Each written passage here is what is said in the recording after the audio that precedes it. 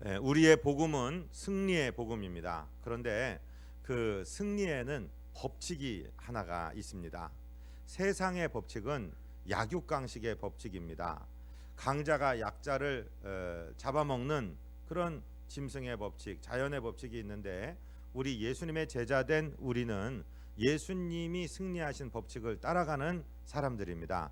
그래서 오늘 예수 제자 승전 법칙이라는 하나의 귀한 법칙을 공부하려 하는데, 이것은 바로 십자가의 정신이기도 합니다. 사회학자들이 종교를 분류합니다. 종교라는 이름을 붙이지 못하고 그저 folks belief, 민간 신앙 이렇게 얘기하고, religion이라는 단어를 붙이지 못하는 민간 신앙이라는 게 있고요. 그 다음에 일반 종교 중에 고등 종교라는 것들이 있는데, 우리가 믿고 있는 이 복음은 어찌 보면 종교의 영역을 벗어난 것입니다. 쉽게 이 세 영역을 우리가 분류하자면 이렇습니다. 민간 신앙, 다시 말해서 무당 믿으면 어떤 일이 일어나냐면 너 죽고 나 살자식 믿음 체계를 갖는 것입니다. 그래서 무당을 찾아가면 뭐 선하게 살아라, 착하게 살아라 그런 얘기 하지 않습니다. 무슨 마가 껴고 애기 끼었다, 이거를 쫓아내려면은 돈이 몇 천만 원 들겠다, 무슨 고사상을 준비하고 푸닥거리를 하자 이렇게 합니다. 그래서 자기 아닌 다른 사람을 저주합니다. 그 사람이 죽어야 되고, 남편이 바람을 피냐, 그 여자가 죽어야 된다, 뭐 이런 식의 논리를 가지고 사람을 저주하는 거죠. 그래서 한 사람을 죽이고 너는 살아라 하는 것입니다. 그것은 아직 종교의 단계에 이르지 못하는 민간신앙이라고 얘기합니다. 일반적인 종교는 무엇이냐? 일단 내가 복받아서 잘 먹고 살고 내가 좀 흘려보내 줄 테니까 너도 살아라. 즉 우리 편한 표현으로 한다면 나 살고 너 살자입니다. 그런데 우리가 믿는 이 십자가의 복음, 예수 그리스도의 길, 우리가 그분의 제자가 돼서 걷는 길은 그런 종교의 수준을 넘어서는 것입니다. 예수님께서는 당신의 생명을 우리에게 주시면서 내가 죽을 테니까 너는 살아라, 더 편한 말로 하면 나 죽고 너 살아라 하는 말씀입니다. 예수님을 기다리던 선지자 중에 마지막 선지자가 세례 요한이라는 사람인데, 그분의 신앙을 한마디로 이야기하면 그분, 즉 예수님은 날마다 흥하여야 하겠고 나는 날마다 쇠하여야 하리라. 나는 그분의 신들매를 풀기도 감당치 못한다. 즉 나는 엎드려서 그분의 샌들의 끈을 묶어주고 열어주는 것도 감당하지 못할 정도로 약한 사람이다, 천한 사람이다, 이렇게 낮추는 그 요한을 향해서 예수님은 내가 여인의 몸에서 난 자 중에 이 세례 요한보다 큰 사람을 보지 못하였다 할 정도로 칭찬을 하였습니다. 그래서 우리가 믿는 이 기독교 복음의 본질이 무엇이냐? 내가 죽고 네가 살아라. 즉 죽어서 이기는 법칙이 바로 오늘 공부해야 될 법칙입니다. 먼저 예수님을 공부하기 전에 사도 바울이라는 사람을 한번 공부하기 원합니다. 바울이라는 사람은 어떤 사람이냐면 유대인의 기준으로 볼 때는 아주 대단한 사람입니다. 출신 성분이 좋습니다. 태어날 때부터 유대인임과 동시에 로마의 시민권을 아주 태생적으로 가지고 있었던 사람이고요. 외국어에 능통한 사람이고, 당시 유대 율법으로는 최고의 선생인 가말리엘이라는 선생에게 직접 사사받은 실력가 중에 실력가입니다. 유대교의 열심 때문에 예수님을 핍박하고 예수님을 믿는 성도들을 아주 심히 핍박했던, 보통 믿는 사람이 아니라 아주 극렬하게 열심히 믿는 사람이었습니다.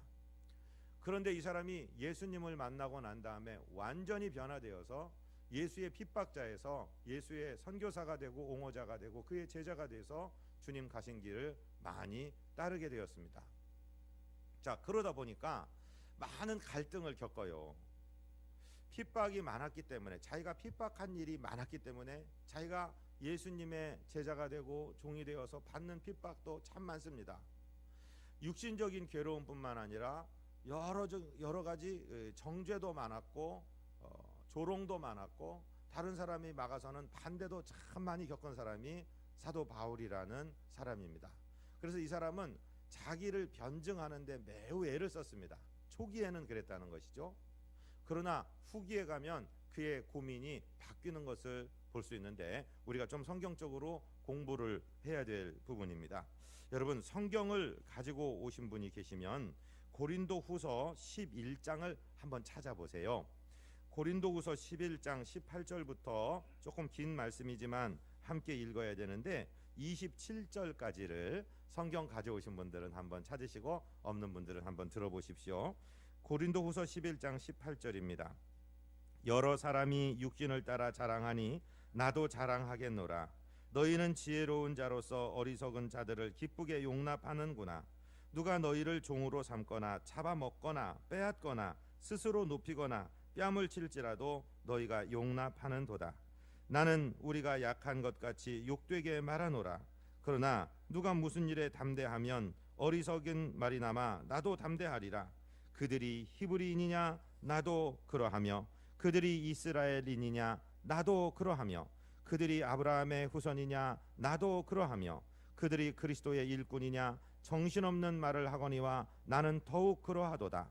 내가 수고를 넘치도록 하고 옥에 갇히기도 더 많이 하고 매도 수없이 맞고 여러 번 죽을 뻔하였으나 유대인들에게 40에서 하나 감한 매를 5번 맞았으며 3번 태장으로 맞고 1번 돌로 맞고 3번 파선하고 일주야를 깊은 바다에서 지냈으며 여러 번 여행하면서 강의 위험과 강도의 위험과 동족의 위험과 이방인의 위험과 시내의 위험과 광야의 위험과 바다의 위험과 거짓 형제 중의 위험을 당하고 또 수고하며 애쓰고 여러 번 자지 못하고 줄이며 목마르고 여러 번 굶고 춥고 헐벗었노라. 여기까지는 어떻게 보면은 자기가 나도 다른 사람들처럼 유대인이요, 나도 다른 사람들처럼 히브리인이고 아브라함의 자손이고 나도 예수의 제자요, 그런데 왜 이렇게 공격이 많습니까? 하면서 변증하는 것 같아요. 예수를 믿고 난 다음에도 나는 다른 사람 경험하지 못한 수많은 고통을 선교의 현장에서 겪었습니다. 자기 변증을 지금 하고 있습니다. 그런데 이 말을 하려고 하는 것이 아니고 바로 28절부터 나오는 말씀을 하기 위해서 이 말을 지금 꺼내고 있는 것입니다. 우리 주보에 기록된 28절로 30절을 같이 읽습니다. 이 외의 일은 고사하고 아직도 날마다 내 속에 눌리는 것이 있으니 곧 모든 교회를 위하여 염려하는 것이라. 누가 약하면 내가 약하지 아니하며 누가 실족하게 되면 내가 애타하지 아니하더냐. 내가 부득불 자랑할진대 내가 약한 것을 자랑하리라. 아멘. 무슨 내용이냐면은요, 이 고린도 교회는 고린도라는 지역이 항구 도시입니다. 아가야라는 지역에 있는 항구 도시이고 잠재력이 많은 도시입니다. 상업이 크게 일어나서 아주 부자 성도들이 많았고 아주 큰 일을 할 수 있는 그런 교회입니다. 그럼에도 그런 큰 사람들, 영향력이 강한 사람들이 다니다 보니까 개인들이 아주 강했습니다. 그래서 분쟁이 잦았고 큰 덩어리로 4개의 분파로 나뉘어져서 다투고 있고, 그런가 하면은 이 이단들이 들어오는 것을 넙죽넙죽 잘 받아서 스스로 높이는 사람도 인정하고 빼앗고 죽이고 뺨을 때리는 일이 있어도 그렇다 그 사람들 앞에는 꼼짝 못하고 있는데, 자기들끼리 분쟁하는 것도 부족해서 바울에 대해서는 평이 안 좋아요. 자기들의 교회를 처음 만들어주고 이랬던 바울인데 아이고 그 사람 편지나 잘 쓰지 실제 만나면 말주변도 없고 외모도 정말로 뭐 별로 볼 것도 없고, 이런 식으로 계속해서 바울을 힐난하고 분열되는 모습을 가지고 오히려 이단을 용납하고 있으니까 자기 이야기를, 자기 변증을 앞에서 합니다. 내가 히브리인 맞아요. 나도 공부 많이 했어요. 나도 이렇게 외국 시민권도 있고 대단한 사람이고, 예수님 핍박하다가 예수 믿고 나서는 예수님 위해서 수많은 고난 받았습니다. 이 고난보다 더 아픈 것이 하나가 있는데 내가 교회를 위해서 염려하는 것입니다. 여러분, 고린도 교회 성도들을 볼 때 염려스러운 일이 한두 가지가 아닙니다. 왜 이렇게 다투십니까? 왜 이렇게 하나님 말씀을 버리십니까? 왜 이렇게 세속적으로 죄악을 교회에 끌어들입니까? 하면서 누가 아프면 내가 아프지 않아 합디까? 내가 누가 괴로우면 괴로움을 같이 동참하지 않읍디까? 이러면서 쭉 얘기하다가 마지막 결론을 뭐라고 내리냐면, 이제부터 내가 잘난 거 자랑하지 않겠습니다. 나의 자랑은 나의 약점, 나의 연약한 것을 자랑하겠습니다 하는 것입니다. 실제로 사도 바울은 자기의 사도권을 방어하기 위해서 많은 편지를 썼어요. 그럼에도 불구하고 이 사람은 자기 자신을 계속 낮추고 있습니다. 우리가 잘 아는 고린도전서 15장에 보면은, 고린도전서 15장은 부활장이라고 하지 않습니까? 그 고린도전서 15장 부활장에서 부활하신 예수님께서 이 사람에게 보이고 저 사람에게 보이고 그러다가 무슨 얘기를 하냐면 8절에 가서 보면, 맨 나중에 만삭되지 못하여 난 자 같은 내게도 보이셨느니라. 이게 무슨 말이냐면요, 나는 팔푼이야. 나는 10달 다 채우지 못하고 8개월 만에 만삭이 되지 못해서 나온 팔푼이요. 이렇게 자기 자신을 낮춥니다. 그러다가 나중에 이 로마의 감옥에서 빌립보서라는 옥중서신을 씁니다. 거기서는 뭐라고 얘기하냐면, 제가 읽어드릴 테니까 들어보세요. 빌립보서 3장 4절 5절 6절입니다. 그러나 나도 육체를 신뢰할 만하면 만일 누구든지 다른 이가 육체를 신뢰할 것이 있는 줄로 생각하면 나는 더욱 그러하리니, 나는 8일 만에 할례를 받았고 이스라엘 족속이요 베냐민 지파요 히브리인 중에 히브리인이요 율법으로는 바리새인이요 열심으로는 교회를 박해하고 율법으로는 흠이 없는 자라. 이렇게 자기 변증을 해요. 그러다가 또 뭐라고 얘기하냐면, 그러나 예수님을 만난 다음에는 내가 이전에 갖고 있던 이 지금 내가 이야기한 모든 것은 배설물로 여긴다. 다 헛것이다. 예수 그리스도를 아는 지식이 가장 고상한 것이고, 나는 예수님의 손에 잡힌 바 된 그것을 잡으려고 쫓아간다. 그렇게 표현하고 있는 것을 볼 수 있습니다. 오늘 본문에서도 그 이야기가 계속 나오고 있는데요. 이 바울은 무슨 얘기를 하냐면, 바울이 맨 마지막 쓴 서간서들은 목회서신이라고 하는 것입니다. 거기 보면 디모데 전후서, 디도서가 목회서신인데, 맨 마지막에 가서는 바울이 자기 자신을 뭐라고 얘기하냐면요, 제가 디모데전서 1장 15절을 읽어드릴게요. 미쁘다 모든 사람이 받을 만한 이 말이여, 그리스도 예수께서 죄인을 구원하시려고 세상에 임하셨다 하였도다. 죄인 중에 내가 괴순이라. 어떻게 이렇게 될 수 있을까요? 기독교 신앙의 특징이 무엇이냐면, 처음 초신자 때는 자기가 다 아는 것 같아요. 자기가 예수님을 위해서 내 생명도 내드릴 것 같고, 뭐 그냥 대단하고, 앞에 믿었던 분, 오래 믿은 분들 시시한 것 같고, 매너리즘에 빠진 것 같고, 아무것도 아닌 것 같아 보여요. 그러나 성숙하면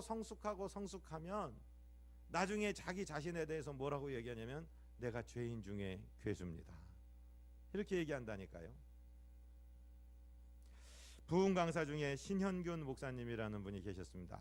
우리가 자주 부르는 찬송, 나 같은 죄인이 용서함 받아서 찬송을 하면, 그분은요, 나 같은 쌍놈도 아니에요, 쌍놈이 용서함 받아서.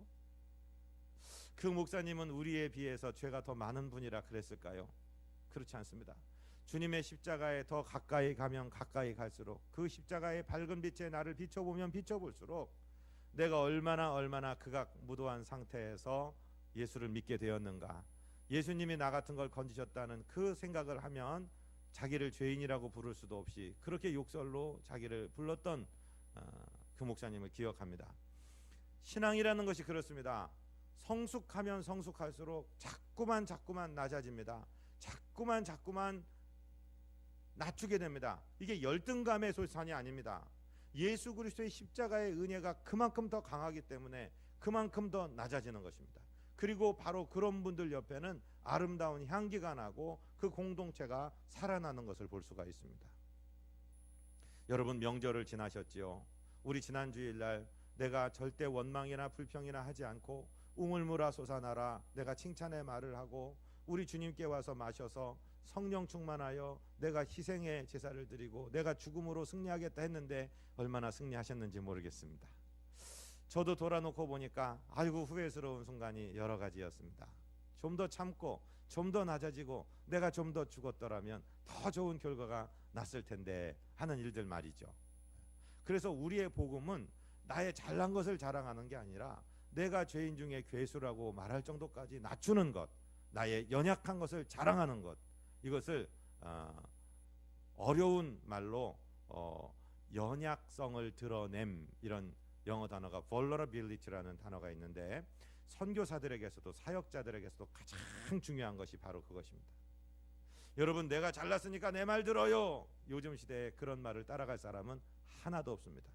오히려 나의 연약한 부분, 내가 실패했던 부분, 내가 넘어졌던 부분, 이 일 때문에 이 고통을 당했는데 이렇게 낮아지고 나니 하나님이 이렇게 고치셨습니다 하는 간증을 오히려 더 사람들이 귀를 기울이는 것 아니겠습니까? 오늘 첫 번째 원칙, 예수 제자 승전 법칙의 첫 번째 원칙, 철저하게 나를 부인하고 낮아지고 겸손한 낮은 것을 자랑하는 우리 모두 되시기를 주님 이름으로 부탁드립니다. 아멘. 두 번째는 무엇이냐면요, 죽고 사는 법칙입니다. 우리가 죽어야 삽니다. 오늘 주님께서도 말씀하시고 이 세상의 모든 이치도 죽은 다음에 살아난다는 것이죠. 이 바울 사도도 그것을 깨달았기 때문에 이렇게 이야기합니다. 고린도전서 15장 31절 같이 읽습니다. 형제들아, 내가 그리스도 예수 우리 주 안에서 가진 바 너희에 대한 나의 자랑을 두고 단언하노니 나는 날마다 죽노라. 이 말씀을 한 부분이 어디냐면 고린도전서 15장이. 고린도전서 15장, 저를 한번 따라 하십니다. 부활장. 왜 죽을 수 있어요? 죽어서 죽어버리는 것이 끝이라면 우리는 손해보는 거예요. 그러나 죽은 다음에 부활이 있기 때문에, 죽은 다음에 하나님이 살리시는 부활이 있기 때문에 죽어야 사는 법칙이 성립되고, 그래서 이 사실을 믿기 때문에 바울 사도는 나는 날마다 죽노라 말씀했습니다. 사랑하고 존경하는 성도 여러분, 가정에서든 직장에서든 어떤 공동체에서든 목사님 그렇게 살면 망합니다, 지금이 얼마나 험한 시대인데 죽기는 왜 죽습니까? 살아야지. 아니에요. 그건 세상의 법칙이고 우리 믿는 사람들의 법칙은 내가 죽기로 결단하면 살게 되어 있는 것입니다. 죽으면 죽으리라, 죽으면 살리라는 책이 나왔는데 그것은 안희숙 사모님이라는 분이 쓴 책이고 그분의 이야기입니다. 이 안희숙이라는 분이 누구냐면 예수를 오래 믿은 분들은 아는데 요즘 젊은 분들은 잘 모를 것입니다. 이분은 1908년도 북한 평북 출신입니다. 이분이 32살이 되는 1939년도 평북 보성여학교 교사입니다. 젊은 처녀입니다. 그런데 신사참배에 들어갑니다. 모든 전교생, 선생님, 학생 할 것 없이 그 전왕궁을 향하여 궁성요배를 하는데 이 여인만 고개를 들고 있습니다.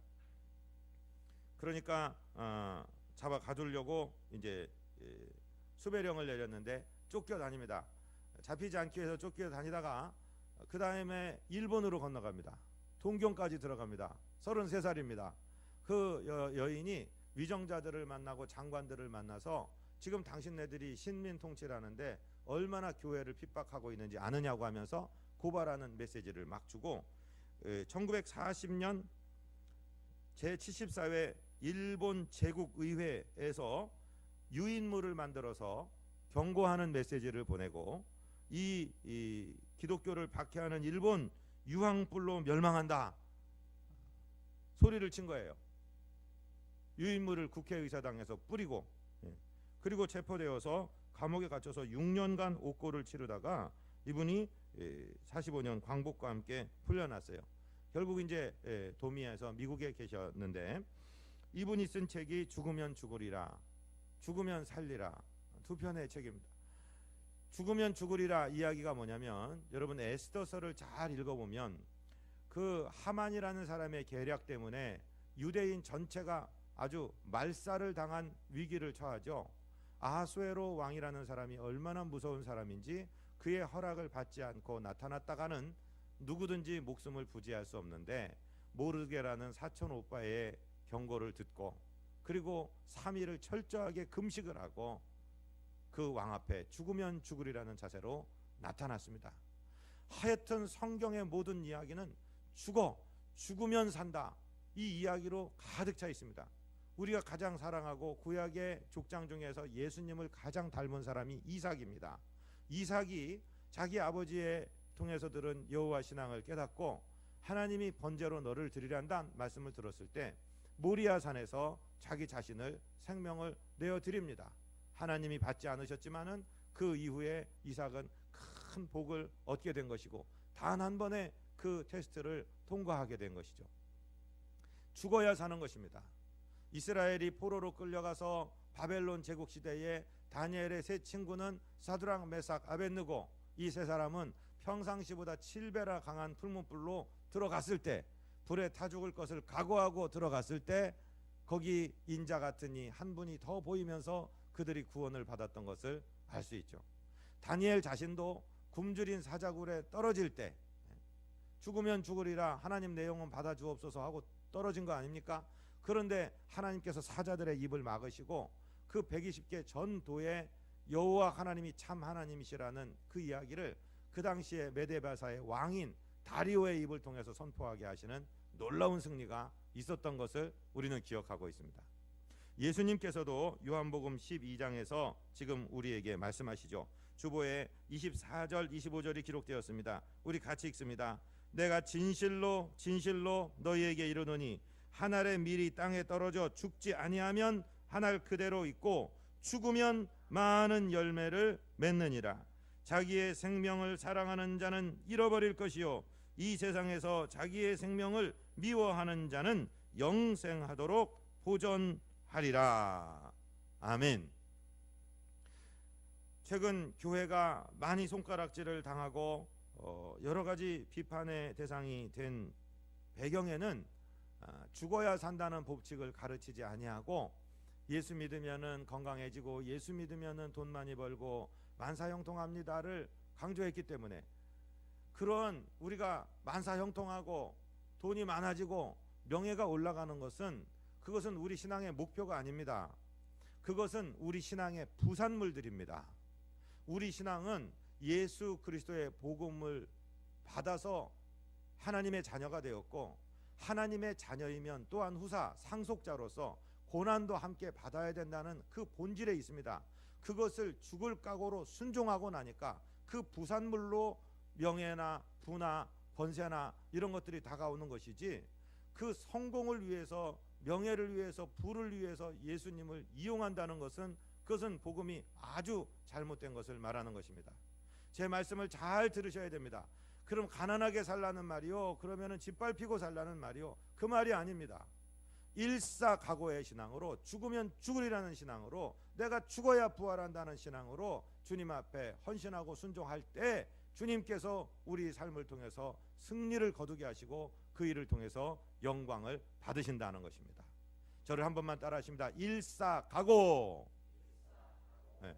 한 번 세상 사람도 죽기 아니면 까무러치기라고 얘기합니다. 여러분 어떤 문제를 가지고 계신지 어떤 것 때문에 두려우신지 모르지만 사실 두려움에는 불확실성이라는 것이 있고 내 몸을 사리는 내한테 손해가 가면 어쩌나 그런 이기적인 마음이 있습니다.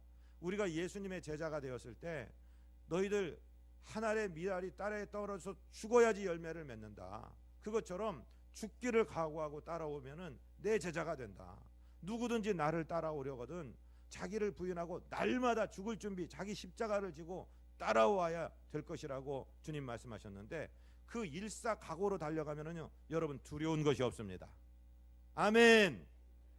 혹시 두려운 게 있습니까? 미래에 대해서 두려운 게 있습니까? 내 몸을 자꾸 사리고 안 죽으려고 손해 안 보려고 안 당하려고 하니까 두려운 거예요. 자꾸 연약해지는 거예요. 여러분 오늘 우리 죽어도 천국에서 만납니다. 아멘. 죽음이 두렵지 않은데 세상에 무엇이 두렵다는 것입니까? 사랑하고 존경하는 성도 여러분, 미래에 대해서 두려워하지 마시기를 바랍니다. 전쟁이 나도 두려워하지 마시기를 바랍니다. 우리 하나님이 우리와 함께 계시는 줄로 믿습니다. 특별히 사랑하는 우리 자녀들 젊은이들이시여 여러분들이 미래를 바라보고 있습니다. 이것저것 걱정하지 마십시오. 하나님이 원하시는 일이라면 저질러 버리시기를 바랍니다. 일사각오하고 전진하시기를 바랍니다. 그저 잘 먹고 잘 살다가 죽는 것이 뭐가 그렇게 대단한 일입니까? 하나님을 위해서 한번 멋지게 살아보고 싶지 않습니까? 아멘. 일사각오로 전진하시는, 한번 죽기로 각오한 사람은요 세상이 두렵지 않습니다. 세상에 어떤 것도 우리 앞에 막아설 것이 없습니다. 내가 주의 십자가를 지고 주님의 승전의 법칙을 따라 내가 죽겠습니다 하고 각오하고 가는데 뭐가 우리를 막아설 것입니까? 두려울 것이 없습니다. 로마서 8장에 그 어떤 것도 우리를 향한 그리스도의 사랑에서 우리를 끊을 자가 없다라고 말씀하고 있습니다. 우리가 하나님의 자녀가 되었으면 그분의 상속자가 되었고, 그분의 후사 즉 상속자가 되었으면은 영광을 받기 위하여 고난도 함께 받으라고 말씀하고 있으니까, 죽기로 각오했으면 까짓것 무엇이 그렇게 고난스럽겠습니까? 여러분 가난해야 얼마나 가난해지겠습니까? 여러분 실패해야 얼마나 더 내려가겠습니까? 믿음으로 죽을 각오로 일사각오로 주님만 따르겠습니다. 결단하면 나를 살리고 공동체를 살리고 모두를 살리는 줄로 믿습니다. 이 말씀을 왜 하는지 모르겠어요. 평상시에 백 목사가 하는 메시지와 좀 다를 것입니다. 그런데 지난 주일부터 계속해서 이 말씀을 전하라고 하나님이 말씀하십니다. 여러분 미래에 대해서 두려우신 분이 계신다면은 두려워하지 마시기를 바랍니다. 그 대신 일사각오를 하시기를 바랍니다. 우리 신앙의 모든 선배들, 모든 기적을 일으켰던 신앙의 선배들은 일사각오하고 전진하고 승리한 사람들인 줄로 믿습니다. 아멘. 저도요 목회할 때는 별로 힘이 없는데 선교할 때는 막 날아다녔어요. 왜 그랬나 생각하니까 죽음이 두렵지 않았어요. 죽으면은 하나님께 영광이고, 쫓겨나면 시원한 우리나라 가서 일하면 되고, 살려주면은 여기서 좀 더 일할 수 있고, 그러니까 세상에 누구도 두려울 것이 없었어요. 지금도 두려울 것은 없습니다. 사랑하고 존경하는 성도 여러분, 일사각오하면 두려움이 사라집니다. 일사각오의 신앙으로 주님을 따라가시기를 주님 이름으로 축복드립니다. 그래서 30배, 60배, 100배의 결실을 맺어야 되는 것입니다. 마지막 세 번째, 이제 오늘 본문으로 들어오는데요, 일사각오라니까 그래 죽으란 말이야? 그러면 알았어, 나 빠져, 나는 포기, 당신네들끼리 알아서 잘해봐, 그리고서 나는 빠져나간다, 그 얘기가 절대로 아닙니다. 여기서 죽으라는 말은 죽기까지 순종하라는 말씀입니다. 오늘 우리가 이 본문 빌립보서 2장 9절부터를 정한 이유가 뭐냐면, 빌립보서 2장 9절에 나오는 첫 단어를 지금 우리가 이해하느라고 이렇게 오랜 시간을 말씀을 묵상하고 있는 것입니다. 오늘 주보를 보시면서 오늘 본문에 빌립보서 2장 9절부터 11절까지를 우리 다시 한번 받들어 읽습니다. 이러므로 하나님이 그를 지극히 높여 모든 이름 위에 뛰어난 이름을 주사 하늘에 있는 자들과 땅에 있는 자들과 땅 아래에 있는 자들로 모든 무릎을 예수의 이름에 꿇게 하시고 모든 입으로 예수 그리스도를 주라 시인하여 하나님 아버지께 영광을 돌리게 하셨느니라. 많은 분들이 암송하고 있는 승리의 말씀입니다. 결국 예수 그리스도의 이름 앞에 모든 무릎이 꿇혀질 것입니다. 하늘 위에 있는 존재들, 지금 지상에 있는 인간들, 지하에 있는 악의 세력들까지도 다 주님 앞에 무릎을 꿇고 예수 그리스도가 주님이시라는 것을 선포하면서 하나님이 영광을 얻으시게 될 것입니다. 그런데 이런 일이 언제 일어나느냐? 이러므로라고 얘기하는 일이 있을 때 일어난다는 것이죠. 그럼 이러므로라는 이야기가 무엇이냐? 그것이 빌립보서 2장 5절부터 나타나는 것입니다. 빌립보서 2장 5절 우리 다 같이 주보를 보시면서 읽겠습니다. 너희 안에 이 마음을 품으라. 곧 그리스도 예수의 마음이니 그는 근본 하나님의 본체시나 하나님의 동등됨을 취할수로 여기지 아니하시고 오히려 자기를 비워 종의 형체를 가지사 사람들과 같이 되셨고 사람의 모양으로 나타나사 자기를 낮추시고 죽기까지 복종하셨으니 곧 십자가에 죽으심이라. 지금 이 말씀을 우리가 조금 더 이해하기 쉬운 성경에서는 이렇게 풀고 있습니다. 예수님처럼 생각하고 행동합시다. 그분은 하나님과 똑같이 높은 분이셨지만 결코 높은 자리에 있기를 원하지 않으셨습니다. 오히려 높은 자리를 버리시고 낮은 곳으로 임하셨습니다. 사람의 모습으로 이 땅에 오시고 종과 같이 겸손한 모습을 취하셨습니다. 이 땅에 계신 동안 스스로 낮은 자가 되시며 하나님께 순종하셨습니다. 예수님은 목숨을 버려 십자가에 달려 돌아가시기까지 하나님의 말씀을 따랐습니다. 죽을 때까지 순종하는 것이 죽는 것입니다. 나는 죽었으니까 이제 그 일에 신경 안 씁니다 하고 도피하는 것이 아니라 그 자리를 지키며 죽을 때까지 순종하는 것, 그것이 바로 하나님의 말씀입니다. 인천 상륙 작전이라는 영화를 보면 메가더라는 사람이 5,000분의 1의 확률인 그 오퍼레이션 브루마이드라는 작전을 감행합니다. 사람들이 당신 미쳤어. 대통령 되려고 아주 미친 사람이요. 나이가 70살이 넘은 사람이 어떻게 그런 5,000분의 1의 확률을 도전했어. 그러니까 자기가 전쟁터를 탑사하면서 한국의 소년 병사, 계급장도 없는 학도병 같은 아이가 하는 말을 듣고 자기는 결정했다. 진흙 구덩이에 다 전사하고 죽은데 혼자 머리 빡빡 깎은 소년 병사 하나가 진흙을 뒤집어 쓰고 있습니다. 너는 왜 퇴각하지 않았냐? 너는 왜 도망가지 않았냐? 라고 물으니까 아직 퇴각 명령이 없었습니다. 아직 후퇴하라는 명령이 없었습니다. 그 소년이 죽으면 죽었지 나는 명령받기 전에는 돌아서지 않는다 라는 그 소년의 자세를 보고 한국 사람, 한국 병사의 위대한 정신을 바라보고 자기는 이 작전을 시도하게 됐고 하나님께 간구하며 하나님이 도우셨다라고 고백하는 장면을 보았습니다. 사랑하고 존경하는 성도 여러분, 우리의 자리가 여러분 직장이나 가정이나 형편이 어렵고 괴롭고 나만 손해보는 것 같고 힘들 것 같습니까? 그런데 하나님께서 알고 계십니다. 하나님께서 오늘 심어주셨습니다. 하나님께서 거기 지키라고 말씀하셨습니다. 죽을 때까지 우리 주님이 십자가를 지실 때까지 그 별들과 천사들의 찬양을 마다하시고 하나님과 동등된 모든 것을 갖추신 찬양과 경배만 받으시기에 합당하신 그분께서 저와 여러분처럼 낮아지셨고 정말 천사들의 표현대로 한다면 쓰다 버린 테니스공 같이 더러운 이 지구라는 작은 별에 오셔서 저와 여러분과 같이 연약함을 입으시고 사람이 되시고 죽기까지 순종하신 주님, 그 주님의 순종이 있었기 때문에 이러므로 주님께서 주님을 높이셔서 하늘과 땅과 땅 아래 모든 무릎을 주님 앞에 꿇게 하시고 그 입으로 예수를 그리스도라 주라고 시인하여서 하나님께 영광을 돌리게 하셨다라고 오늘 본문은 쓰고 있습니다. 저와 여러분은 세상의 법칙대로 싸우는 세상 사람이 아니라 예수 그리스도의 제자로서 예수님의 방식으로 승리하게 되어 있는 줄로 믿습니다. 우리는 부활이 있기 때문에 죽을 수 있습니다.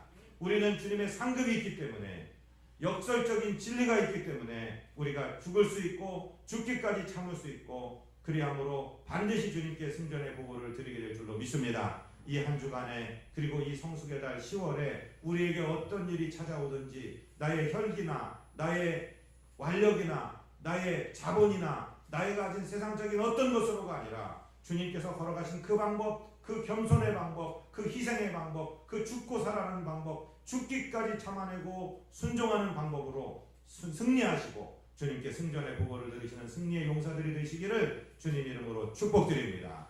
하나님 우리 아버지, 세상의 방식이 아니라 십자가의 방식으로 골고다 언덕을 오르셨고 주님께서 죽은 권세를 깨뜨리고 부활하게 하셨고 승리하신 주님께서 우리의 구원이 되시고 소망이 되셨습니다. 우리 주님의 제자들로 주님의 방식으로 순종하게 하시고 승전의 보고를 드리는 주의 용사들 되도록 우리를 사용하여 주옵소서. 예수 그리스도 이름으로 믿사옵고 축복하고 간구하옵나이다. 아멘.